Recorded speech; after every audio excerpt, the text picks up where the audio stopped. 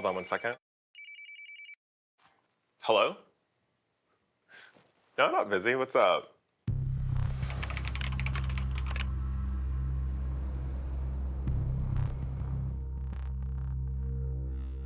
When I say I am on my phone, always, and let's just get this over with, I mean always. I have been on my phone at my grandmother's funeral where my relatives turned around and were just like, put that away. It was just a quick text. Brandon cares more about his world inside of his phone than his friends, his family, and going to work. Are followers and views important? Absolutely. I love the sound of that right click on my phone when I open up all these dating apps and social media apps and just seeing the loaded amount of love, messages, notifications from people from all around the world. And then the immediate response to me uploading anything on social media is validating.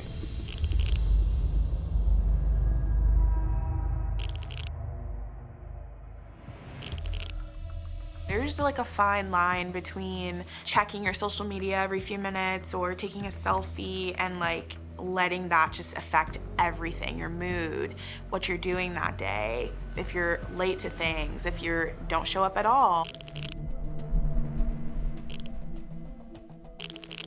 He cannot perform a daily job because he cannot put the phone down for 2 seconds. For Brandon, I feel like social media is setting him back in regards to his life. Social media definitely took my attention away from college because it felt like a full-time job. If you are not frequent enough on social media and you're not posting enough, people will start to defriend you and block you, and no one wants to lose viewers and followers. Brandon, get off of all those devices. You're on the computer, you're on the laptop and the phone at the same time.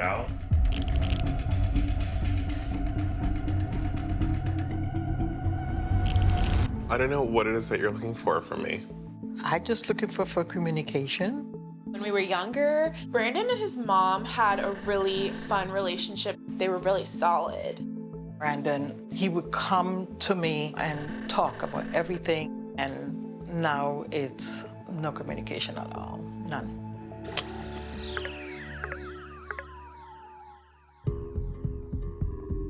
Before social media, Brandon was kind, loving. He was my kid, but my best friend.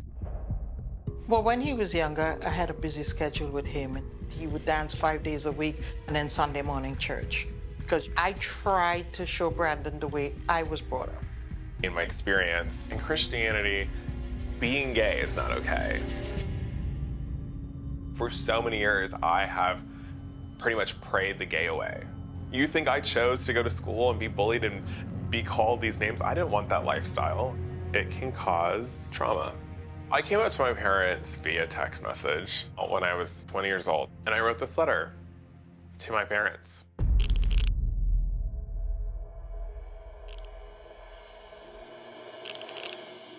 I didn't care because the people that meant the most to me, there was a possibility they were not going to accept me for who I was.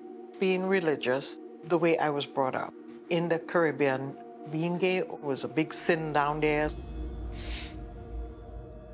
But I love my son, and I love him. I love him unconditionally. Did you ever have suspicions that I was gay? Yes or no? No. How did you not? Maybe it wasn't something I thought about at the time, but then as people get older, they learn from their mistakes. Sometimes they don't. His mom, she just didn't understand, and I feel like he has a little bit of animosity towards how that unfolded. I made a mistake, willing to forgive me. You have to be like, my actions caused you this much trauma, this much pain. I am so sorry for all of that. Why do you have to hold on to the past? Because that is what lays dormant on my mind. And you'll never let it go? Never.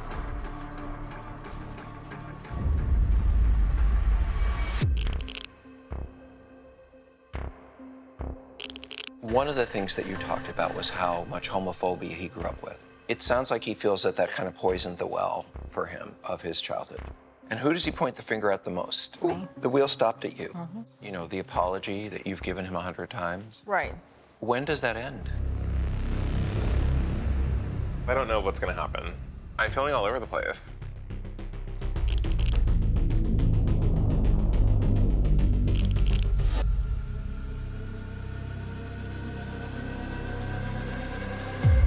Come on in. Have a seat. I'm glad you're here. Thank you. So, this is what we talked about, and this is a step you could take. I run a very good treatment center in California. Would you be willing to consider getting on a plane and getting some help?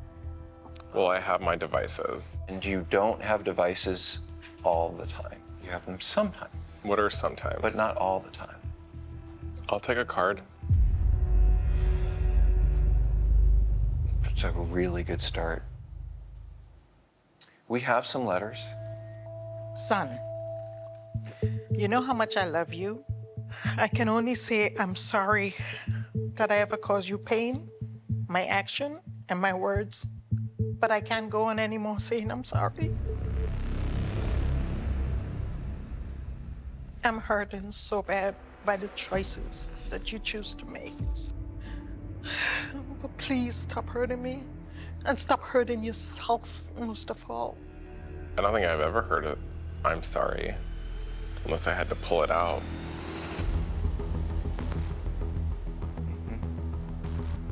He's physically here. I could touch him, but he's not here. He's not my son that I had. I can get demiked because I'm done. I just want him to get help, please. That's why we're here. That's why we're here. We all do. Please help him. I want someone to grab my stuff. I am ready to go. If you really are ready to go, okay.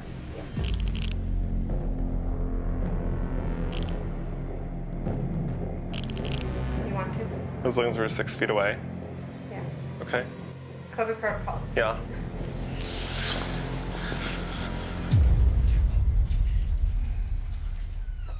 Hello?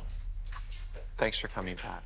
Yes. I really meant what I said about wanting to help. I think the past is holding you hostage. That's what I think. You're very good at withdrawing completely and just leaving someone alone.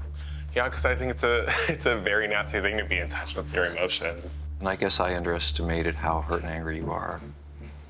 And I'm sorry about that. Somewhere in there is the person that people really want to get to know, and you don't let them. I think it's crazy that people I've known for a limited time see so much in me that I don't see in myself.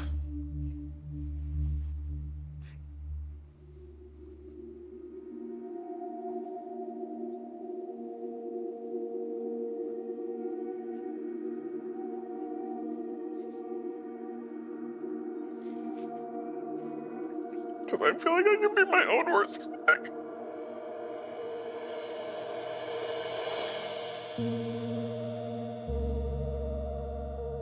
I am open to helping you where I can.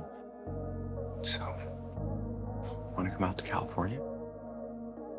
I'll get back to you on that. I don't know whether he'll go to treatment or not, but certainly knows the door is open. And I know that treatment is the fastest route to get where you want to go. So it's a great start. I hope he does it.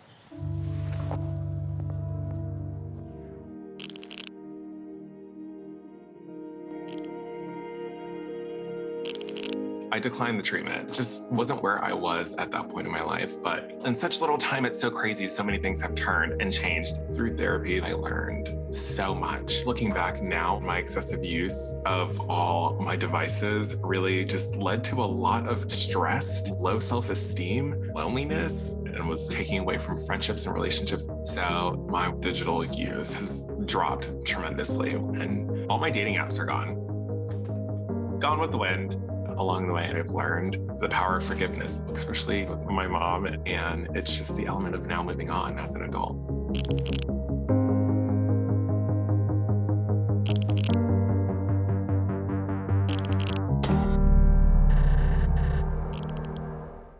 95% of us go online daily. That's enough. Stop. But some just can't look away.